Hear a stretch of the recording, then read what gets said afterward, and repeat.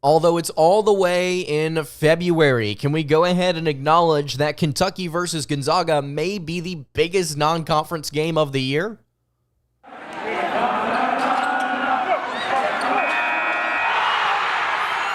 You are Locked On Kentucky, your daily podcast on the Kentucky Wildcats, part of the Locked On Podcast Network, your team every day.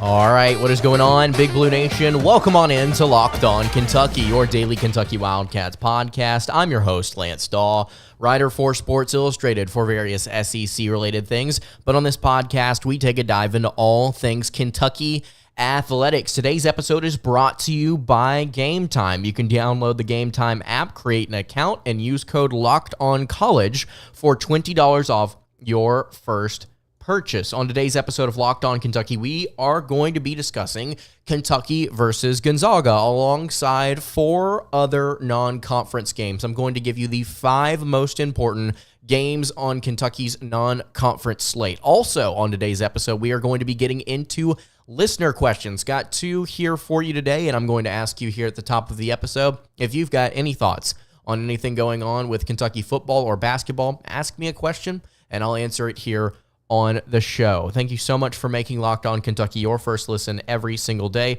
Want to remind everybody out there that we are free and available on all platforms. If you're watching on YouTube, subscribe to the show. If you're listening on podcasts, follow along there as well.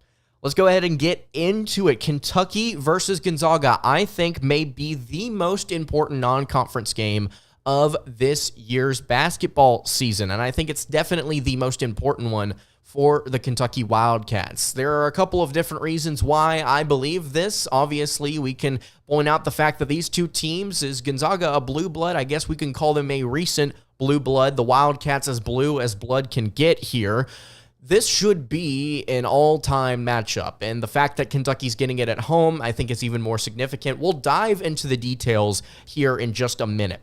But before we do that, I want to take a look at the 5 most important non-conference games for the Wildcats this upcoming season, because there are some other matchups here on the slate that I really do want to discuss that I'm very excited about. I wrote about this over at wildcatstoday.com, over at Sports Illustrated, if you want to go check that out. Again, wildcatstoday.com. It's a tough non-conference schedule. I don't think that I've emphasized that enough as we've kind of previewed what this early season slate could look like for UK. This very young, inexperienced UK team overall. I know Antonio Reeves, you've got Trey Mitchell as well in here, 2 guys that are very experienced, but as a whole, it's a very young group, and all of these 5-star freshmen are going to have to learn very quickly how to bond and how to have some chemistry against a legitimate college opponent. Obviously, they got to play in the Global Jam. We've shared our thoughts on the legitimacy of that compared to 2 seasons ago, where you had the Bahamas and all that good stuff. But with UK this year, with their young roster, they have some really difficult tests here in this non-con slate. And there are a couple of different games that I have circled that I did not include in this 5. I think the game against Penn is going to be a really interesting matchup. I think that the game against Marshall, UNC Wilmington are the 3 that I'm looking at. Penn, UNC Wilmington, and Marshall. Those are the 3 games that I'm really looking at outside of these 5 here that I'm just like, I want to keep an eye on them, because I think that while UK should be favored in those games, there are some things that the Wildcats are going to have to overcome, part of that being inexperience, and part of that being just some really good sound coaching or some really good offense on the other end of the floor. We got to see how Kentucky played defensively during the Global Jam. Want to see that improve. Can only think it's going to improve with Ugonna Onyenso back on the floor. I'm going to talk about him later on in the show. But let's go ahead and get to the first game here in the non-con slate that I think is one of the 5 most important. And I kind of ranked these. If you want to rank them differently in your mind, if you have a different group of teams in here, you can leave it in the YouTube comments below. Louisville, the game against Louisville, a series that Kentucky has, dominated as of late. They've really kind of put their stamp on this rivalry, both in football and basketball recently. And last year was just another game here in the saga where Kentucky beats up on a lesser Louisville team and last year's team, 4-28 for the Cardinals. Just really, really bad. Nothing else to say about it. Why, therefore, is it on my top 5? Well, for a couple of reasons. This matchup on December 21st, by the way, in Louisville. I think that this Louisville team is going to be better than it was a year ago. Now, how much better, I can't sit here and tell you that. I've not been following Louisville closely, but I can sit here and tell you that they're probably going to be improved compared to where they were a season ago. I believe L. Ellis is back for them, which is huge considering he was essentially their entire team a season ago.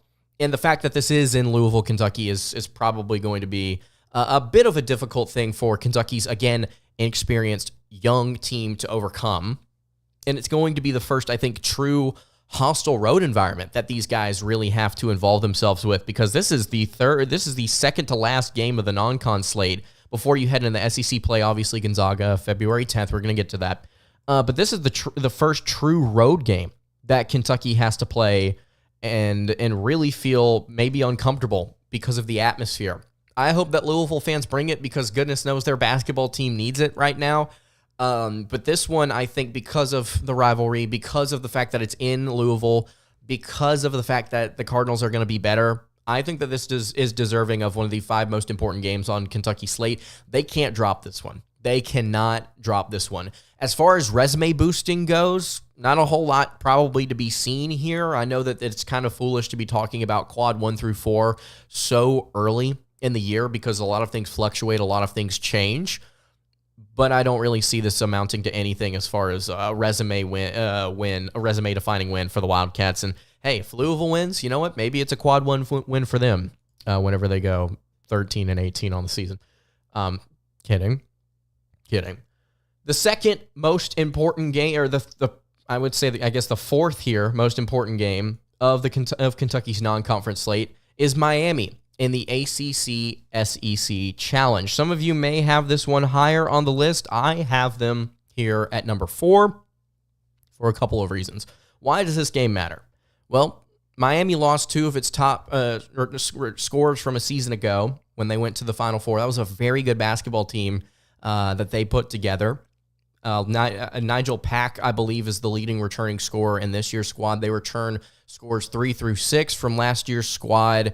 They also brought in a very coveted transfer portal piece, and Matthew Cleveland averaged over 13 a game at Florida State. He is going to be a very important player for them at power forward, I believe. Kind of a wing type, maybe at the 3-2 as well, if you want to put him there. Miami's going to be good. That's kind of what I wanted to say here. Why does it matter? Miami's going to be a good basketball team.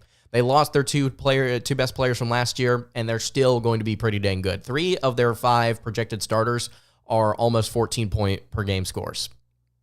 They're going to have kids that can score the basketball. They're going to be able to get downhill. Their 3-point shooting may not be the best in the world. I really like their shooting guard. That was a sophomore last year that's going to step into a starting role this year. But this could be, you talk about resume boosting, this could be a huge win for Kentucky down the line if they're able to secure this one at home. I like having the ACC SEC Challenge here kind of in the middle of where it is on the schedule. I'm not a big fan of it being, this early in the year, because people aren't going to care about the matchups as much, which is why we're going to talk about Gonzaga in a minute. But Miami, with what they return, with what they are, I think they've been a pretty consistent program as of late. With what they accomplished last year, to be able to get this one early in the season and for eyes to be on it, I think it's going to be important for UK. And then, like I said, this could end up being like a, hey, you just beat what ends up being the second best team in the ACC. That could happen. Very, very much so could happen for the Wildcats here. And if they lose this game, there's going to be a lot of different things to take away from it. And we're going to get to a game here in a second where I kind of hit this refrain where if you lose to a team like Miami in your non-con, I think it's very important to identify how you lost the game instead of, oh my gosh, you lost the game. Whatever. It's a game in December, right? How much are people supposed to care or value games in December? I think that's a conversation that we've had a lot here on the show. I think obviously as the season draws on, those games can potentially become more or less valuable. But teams look completely different. a couple months into the season as opposed to just a couple of weeks. With Miami here, do they beat you because they are simply a better team and they continue to develop and they prove themselves to just be one of the best in the ACC? Or do they beat you because of some inexperience, maybe some late game issues that Kentucky can work on? Is this a loss where Kentucky comes out of it and says, yeah, we just don't have the roster to compete with a team like Miami? Or is it we have the roster, we just don't have the preparation yet, and if we're given a second opportunity, we're going to win the game? I think that's very important. We'll discuss that in just a minute with another team. Let's see. We got 3 more teams here on the slate of the 5 most important non-con games of the 2023-24 season for Kentucky. Before we move along to number 3, I want to tell you guys about our friends over at Athletic Brewing. It's time for the Game Changer of the Week, brought to you by Athletic Brewing Company. Much like players like Kentucky's DJ Wagner, Athletic Brewing has completely changed the non-alcoholic beer game. They make non-alcoholic beers that actually taste good. As we all know, Kentucky's point guard spot has kind of suffered over the past couple of seasons. Not to say Severe Wheeler was not a phenomenal assist man, but the height, the lack of consistent defense, and I think the efficient scoring is something that Kentucky severely desired in moments where they lost games where they really could have used it. And DJ Wagner, I think, brings you that in spades. I think he brings a calming presence to the backcourt. He brings you good scoring. I think an excellent three-point shot as well. He is completely going to change the dynamic in the game for Kentucky's offense this season. Athletic Brewing makes non-alcoholic beers that are, like I said, actually taste good. They're full of flavor and well-crafted, just like a full-strength beer. They also brew over 50 styles of craft non-alcoholic beer, including IPAs, goldens, sours, and more. And they're the fastest-growing non-alcoholic brewery in the U.S., so you need to get on board. You can find the Athletic Brewing Co.'s non-alcoholic brews at a store near you or buy online at athleticbrewing.com. First-time customers can use code LOCKEDON to get 15% off your first online order. That's code LOCKEDON at checkout for 15% off at athleticbrewing.com. Near beer, exclusions, and conditions apply. All right, continuing along here on the Monday edition of Locked On Kentucky, Lance Dawe hanging out here with you.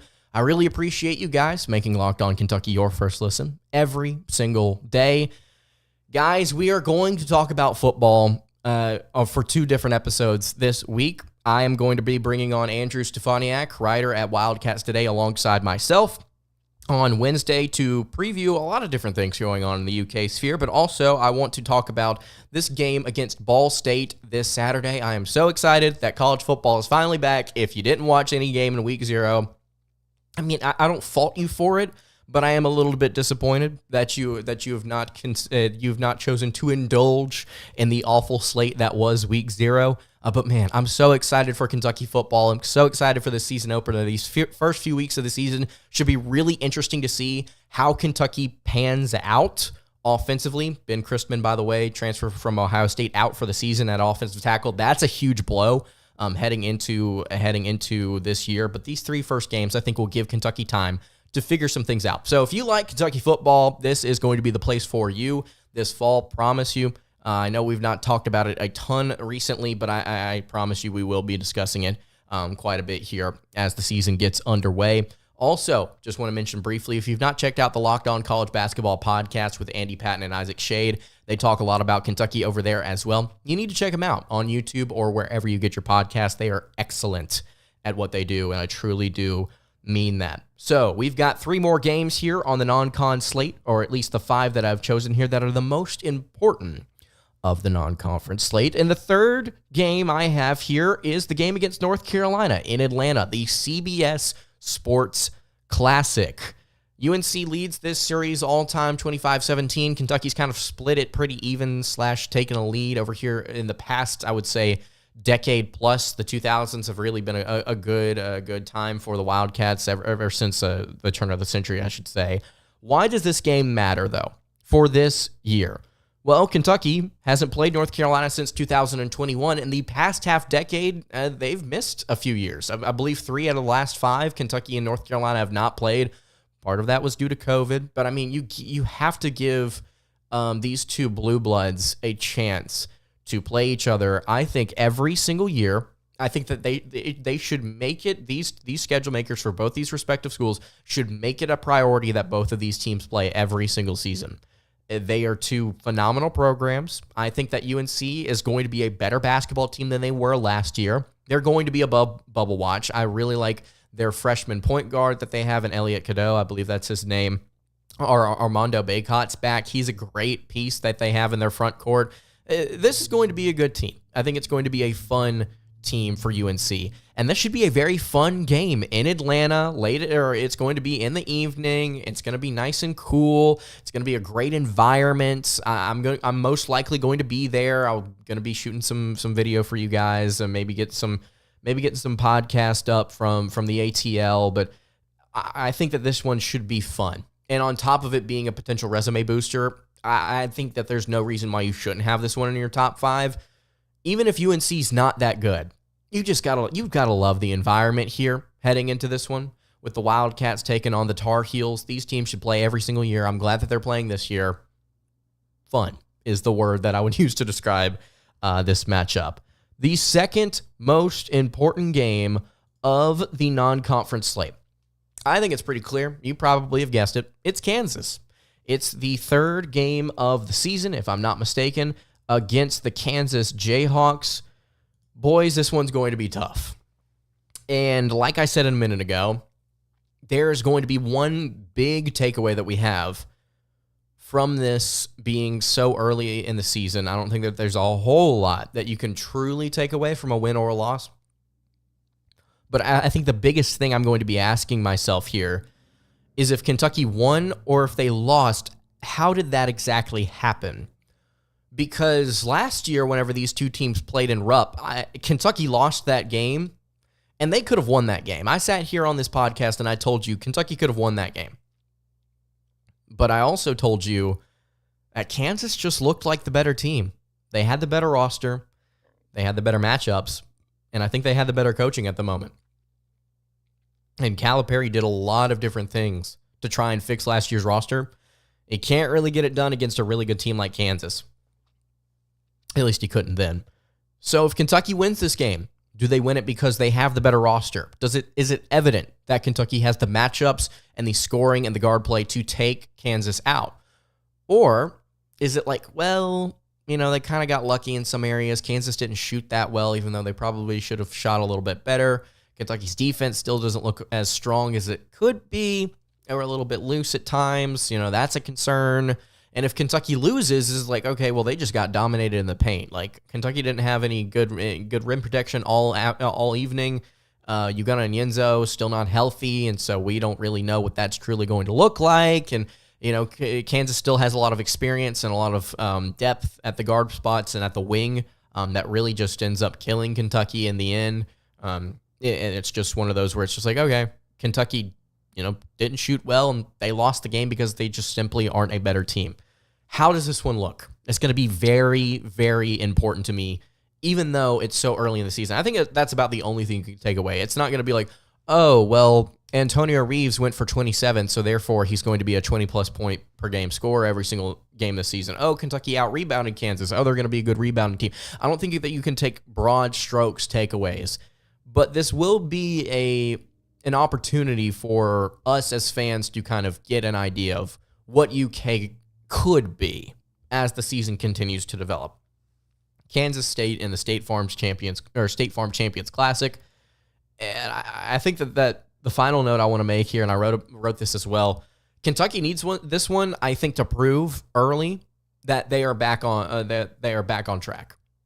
And what I mean by that is that last year was kind of a fluke, with a roster that just was really injured in a lot of different areas and just did not gel as well as some Kentucky teams of the past did, and that this younger team is going to prove that the Wildcats are still the Wildcats. The final game I want to get to here, it's the biggest one, like I mentioned at the beginning of the show. Gonzaga. The Wildcats have only played the Bulldogs twice. Series is tied 1-1, obviously. Gonzaga won last year. Why this one matters? There's a lot of different reasons why this one matters. First of all, revenge. Like the Kansas game, you're going to want some revenge in this one after getting just splattered on the road in Washington last year.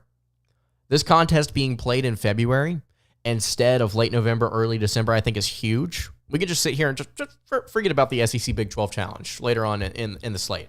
Let's just have a pair of potentially top 15 teams from different conferences square off against each other every single year. Let's do that. Let's forget about the challenges and let's just go and pick one of the best teams in the nation every year and let's just plop them right down in the middle of the SEC slate.